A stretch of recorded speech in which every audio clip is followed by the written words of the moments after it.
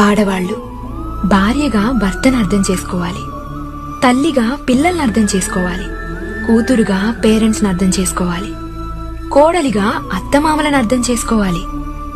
ఇలా ఎన్నో విధాలుగా అందర్నీ అర్థం చేసుకునే ఆడవాళ్లకు కూడా ఒక మనసుంటుంది కదా. మరి తననందరూ ఎంతవరకు అర్థం చేసుకుంటున్నారు? స్త్రీ అర్థం కాకపోతే వ్యర్థంలా అనిపిస్తుంది, అదే అర్థం చేసుకుంటే అమృతమవుతుంది. శివుడా నీ మాయలోన బొమ్మనైతిని, శివశంకరుడా నిన్ను నేను నమ్ముకుంటిని. భక్తుల బాధలు తీర్చే తండ్రి వైతివి, ఓ బోలా శంకర నిన్ను మరవనైతిని.